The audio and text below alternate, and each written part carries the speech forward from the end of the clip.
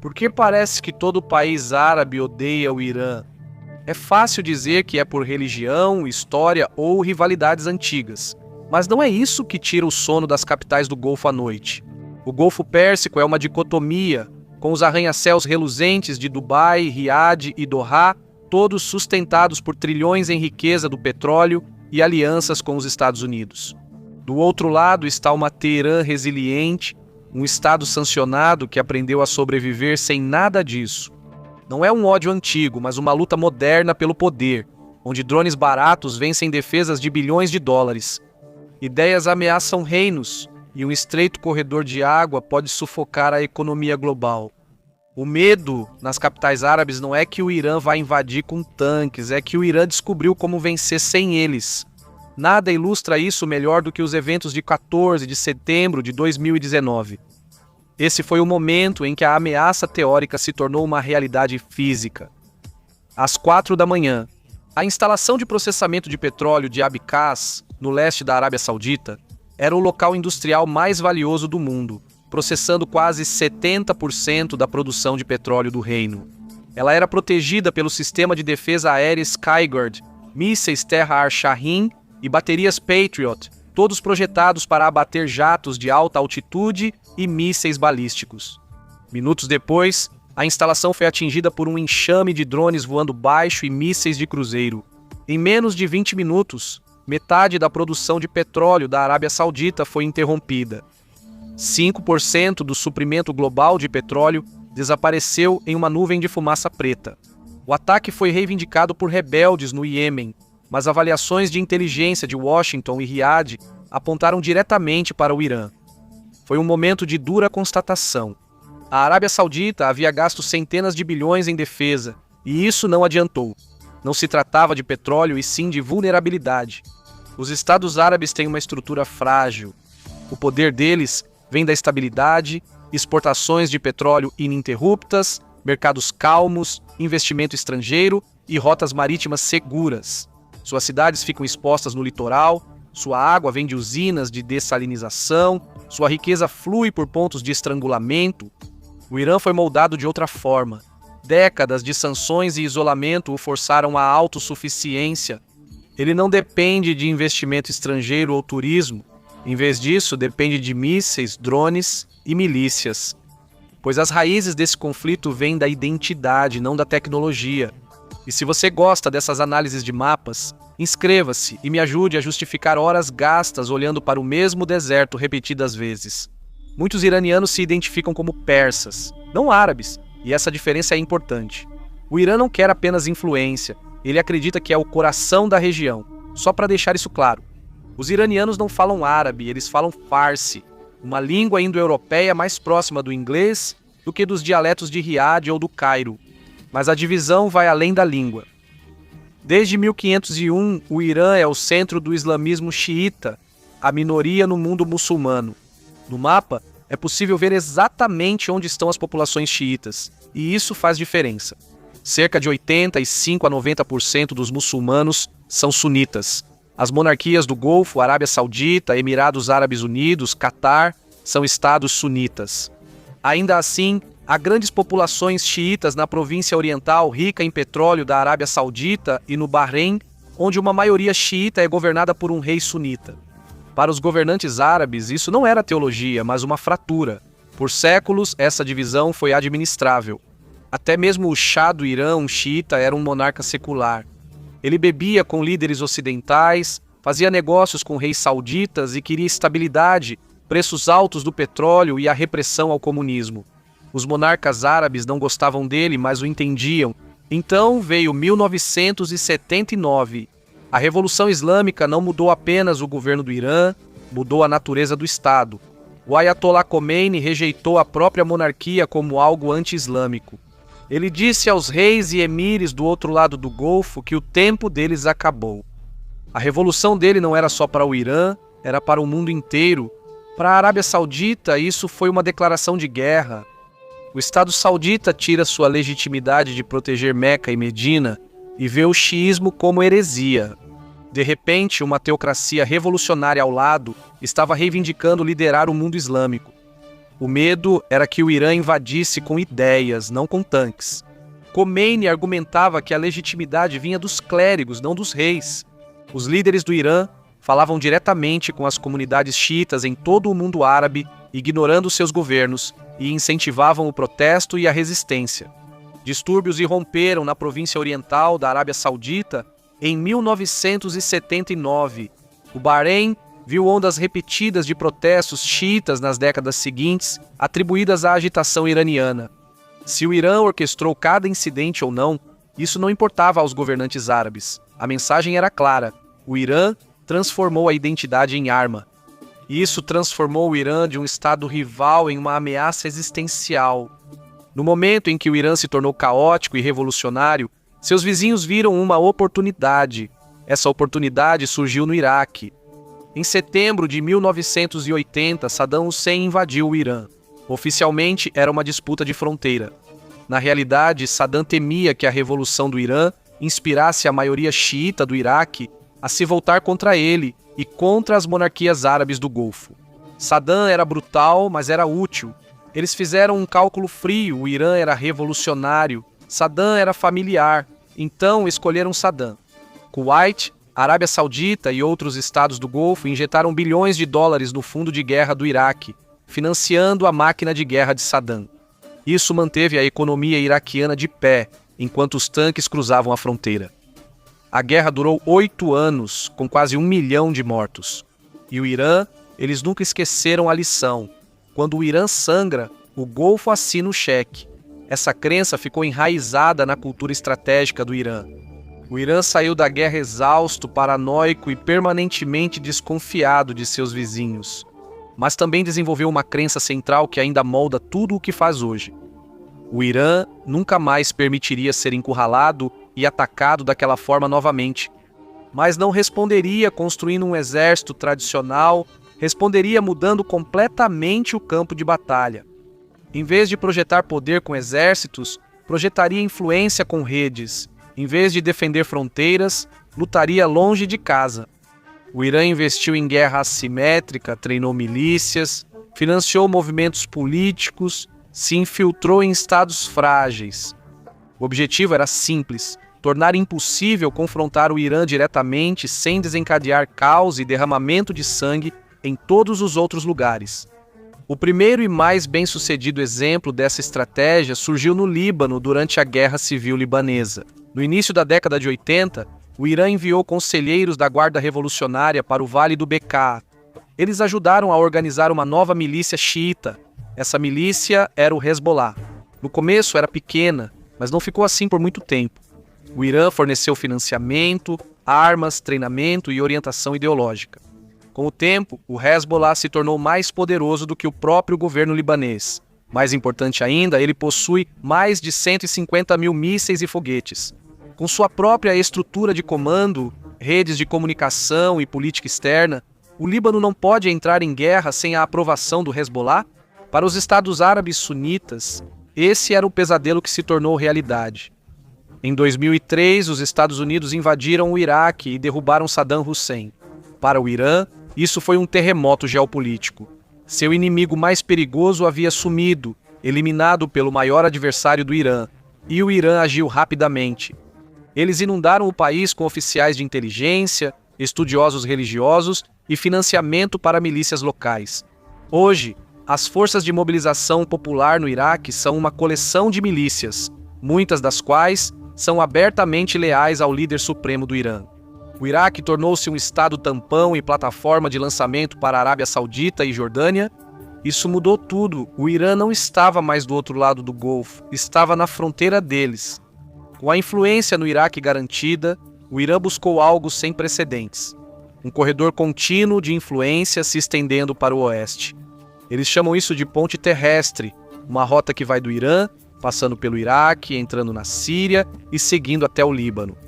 Por esse corredor, o Irã pode mover armas, pessoal e suprimentos sem depender do espaço aéreo ou de rotas marítimas, que são vulneráveis à interceptação. Pela primeira vez na história moderna, o Irã teve acesso direto ao Mediterrâneo. Os estados árabes estavam cercados. A Arábia Saudita olhou para o norte e viu a influência iraniana no Iraque. A Jordânia olhou para o leste e viu milícias apoiadas pelo Irã perto de sua fronteira. Israel olhou para o norte e viu o Hezbollah ficando mais forte. Com o passar dos anos, o Irã transformou a geografia em vantagem estratégica. Se a frente norte ardia lentamente, a frente sul foi uma explosão. O Iêmen compartilha uma longa e porosa fronteira com a Arábia Saudita. É pobre, acidentado e historicamente instável. Em 2014, o movimento Houthi, um grupo xiita zaidita das montanhas do norte, tomou a capital, Sanaa. O xiismo deles não é o mesmo que o xiismo do Irã. O alinhamento dos Houthis com Teherã foi estratégico, não doutrinário. Eles compartilhavam um inimigo com o Irã. O governo apoiado pela Arábia Saudita e Estados Unidos, mísseis balísticos, drones e minas navais, foram contrabandeados ao Iêmen. Em pânico, os sauditas lançaram uma grande campanha aérea em 2015 para restaurar o governo. Eles esperavam uma vitória rápida. 7 anos depois, os sauditas ainda estavam presos em um atoleiro. Os Houthis não apenas sobreviveram, eles revidaram. Eles começaram a disparar mísseis balísticos em território saudita, atingindo aeroportos em Riad e instalações de petróleo em Jeddah. A guerra mostrou uma dura verdade. Nem mesmo os estados mais ricos do Golfo podiam vencer de forma decisiva. No Iêmen, um míssil interceptador Patriot custa aproximadamente de 3 a 4 milhões de dólares por disparo. Um drone Houthi, montado em uma garagem com peças iranianas e um motor de cortador de grama, custa entre 2 mil e 20 mil dólares. A economia da guerra era insustentável. O impacto psicológico nos estados do Golfo é imenso. Por décadas, acreditaram que sua enorme riqueza e aliança com o Ocidente os tornavam intocáveis. O Iêmen provou que o Irã podia fazê-los sangrar e aterrorizar suas cidades, tudo isso sem nunca disparar um tiro a partir do solo iraniano. Isso cria uma camada de negabilidade plausível que impede uma guerra direta, ao mesmo tempo em que alcança todos os efeitos estratégicos de uma. Se um míssil atinge uma refinaria saudita, o Irã nega envolvimento e diz que foi ação da resistência local do Iêmen. O mundo sabe que a tecnologia veio de Teherã, mas sem provas concretas, é difícil lançar uma invasão em grande escala ao Irã como resposta. Isso não é apenas uma aliança militar, é uma arma demográfica. Os estados árabes olham para suas próprias populações e veem possíveis fraturas, uma ameaça interna. Bahrein, uma ilha de maioria xiita governada por uma monarquia sunita, personifica esse medo. Em 2011, protestos eclodiram exigindo reformas. O Conselho de Cooperação do Golfo não viu um movimento doméstico. Eles viram um complô iraniano. Tanques sauditas atravessaram a ponte do rei Fahd para esmagar a revolta. Se o Irã realmente estava envolvido, importava menos do que o medo de que pudesse estar. Todo protesto na província oriental da Arábia Saudita ou agitação no Kuwait é visto com a mesma ótica. Esse é o cerco vindo de todas as direções. Existem agentes iranianos. No entanto, a maior vantagem não está em terra, mas no mar. O Estreito de Hormuz é o ponto de estrangulamento, com apenas 3 quilômetros de largura em seu ponto mais estreito. Ele transporta 20% do petróleo mundial e 1/3 do GNL transportado por via marítima, cerca de 20 milhões de barris por dia. A maior parte desse petróleo vem da Arábia Saudita, dos Emirados Árabes Unidos, do Kuwait e do Iraque. É a artéria econômica vital do mundo árabe. Sem a capacidade de exportar por esse estreito, as economias do Conselho de Cooperação do Golfo entrariam em colapso quase imediatamente. Todo o modelo nacional deles depende do livre fluxo de petroleiros saindo do Golfo. O Irã controla a costa norte do estreito. Ela oferece vista das rotas de navegação a partir de montanhas altas e acidentadas, ideais para esconder baterias de defesa costeira. Por décadas, o Irã tem contado com enxames de barcos rápidos, submarinos, anões e minas. Um pequeno investimento que pode paralisar o comércio global. Essa é a opção nuclear do Irã sem precisar de uma arma nuclear, caso os Estados Árabes ou os Estados Unidos ataquem o Irã diretamente.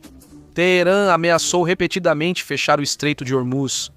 Mesmo a ameaça de fazer isso faz as taxas de seguro para a navegação dispararem. Isso gera bilhões de dólares em prejuízo econômico aos vizinhos. É uma forma de guerra econômica que atinge a própria base das monarquias árabes. Então, por que essa geografia dita toda a estratégia árabe? As monarquias do Golfo passaram os últimos 30 anos se transformando de reinos silenciosos do deserto em centros globais de turismo, finanças e comércio. Cidades como Dubai, Doha e Riad dependem de investimento estrangeiro, fronteiras abertas e mercados estáveis. Você não pode sediar a Copa do Mundo ou construir o Burj Khalifa em uma zona de guerra. Mas essas nações têm uma vulnerabilidade crítica que muitas vezes é ignorada: a água. A Arábia Saudita e os Emirados Árabes Unidos dependem quase totalmente de usinas de dessalinização para água potável. Essas são instalações industriais enormes expostas na linha costeira, o que aumenta ainda mais a vulnerabilidade. O Irã, no entanto, construiu o que seus líderes chamam de economia de resistência. Décadas de isolamento forçaram o país a se adaptar às dificuldades, sua infraestrutura é menos centralizada e sua população está acostumada ao racionamento e à volatilidade econômica. Em uma guerra de atrito, o Irã está melhor preparado para absorver os danos do que as economias interconectadas dos estados do Golfo. Esse desequilíbrio explica por que as nações árabes pressionaram de forma tão agressiva para que os Estados Unidos mantivessem uma presença naval maciça na região. Eles precisam da Quinta Frota dos Estados Unidos para garantir a segurança do estreito, pois não conseguem protegê-lo sozinhos diante da vantagem geográfica do Irã. Mas se o Estreito de Hormuz é a ameaça convencional, o programa nuclear é a ameaça existencial. Essa é a questão que transforma o conflito de uma guerra fria regional para uma potencial crise global. Por anos, o Irã insistiu que seu programa nuclear é totalmente pacífico, destinado à energia e à pesquisa médica. Os Estados Árabes e a maioria das agências de inteligência ocidentais discordam, citando os números. Por isso, as capitais do Golfo entram em pânico: 60%. Enriquecimento não é energia, é contagem regressiva. As estimativas para o tempo de ruptura do Irã para produzir material físsil suficiente para uma única arma nuclear agora são medidas em semanas, não em anos. Então, o que acontece se o Irã cruzar esse limite? Se o Irã adquirir uma arma nuclear, o cálculo estratégico do Oriente Médio muda permanentemente. Um Irã armado com armas nucleares seria imune a invasões, garantindo a sobrevivência do regime revolucionário indefinidamente. Assim como as armas nucleares preservaram o regime na Coreia do Norte, isso permitiria ao Irã apoiar seus proxies no Iêmen, Líbano e Iraque com total impunidade. Para a Arábia Saudita, isso é uma linha vermelha. A liderança saudita declarou explicitamente que, se o Irã adquirir uma arma nuclear, o reino também irá adquirir uma. Isso levanta a perspectiva assustadora de uma corrida armamentista nuclear na região mais instável do planeta.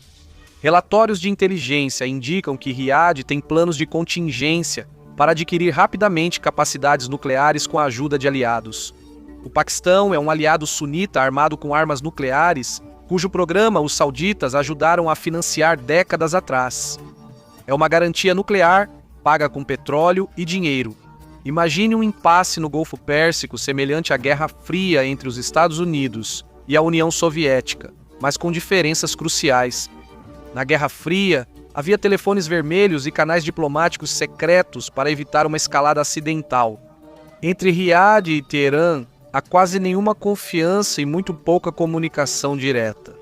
O tempo de voo de um míssil do Irã até Riad é de menos de 5 minutos. Em uma crise, a liderança teria praticamente nenhum tempo para verificar uma ameaça antes de decidir se deve lançar um contra-ataque. Então, onde isso termina? O status quo é violento e instável, mas se manteve por quase meio século. O Oriente Médio está passando de guerras por procuração para uma mistura muito mais volátil de agitação interna, jogo nuclear perigoso e escalada regional. O primeiro ponto de pressão está dentro do próprio Irã. Muitos estados árabes estão apostando silenciosamente não em uma guerra, mas em uma mudança de regime.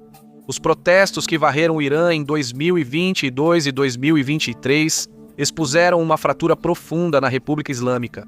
Uma geração mais jovem, nascida muito depois da Revolução de 1979, não tem apego à ideologia do Estado. Eles estão cansados da corrupção, da rígida imposição religiosa e de ver a riqueza nacional sendo direcionada para milícias no Líbano e no Iêmen. Tudo isso enquanto a inflação destrói suas economias. Redes de mídia árabes e plataformas de redes sociais Esperam que a agitação interna enfraqueça a capacidade de Teherã de agir regionalmente, mas essa estratégia traz riscos. Um regime ferido é perigoso. Se a liderança em Teherã sentir que está perdendo o poder, pode decidir que um conflito externo é a única maneira de unir o país. A segunda possibilidade antes parecia impensável. Em março de 2023, a Arábia Saudita e o Irã restabeleceram relações diplomáticas, tendo Pequim e não Washington como mediador. As embaixadas foram reabertas, o tom ficou mais ameno, mas poucos veem isso como paz. É mais como uma pausa. A Arábia Saudita está passando por uma transformação econômica. A Visão 2030 está investindo bilhões em projetos como Neom e sediando grandes eventos esportivos. Mas você não pode atrair turistas se mísseis estão voando sobre sua cabeça. O Irã, por sua vez, está sufocado por sanções e precisa do comércio regional para se manter. Ambos os lados estão ganhando tempo, não abandonando suas estratégias. As redes de proxies, as narrativas sectárias e as centrífugas nucleares continuam. O que nos leva à terceira e mais provável possibilidade, uma guerra fria estrutural que nunca termina de verdade. A hostilidade contra o Irã vai além de vertente religiosa ou etnia, trata-se de intenção. As monarquias árabes são potências do status quo. Elas querem fronteiras estáveis, rotas marítimas abertas e que o mapa permaneça intacto. O Irã é uma potência revolucionária, quer redesenhar o mapa e estabelecer uma nova ordem com Teherã no centro.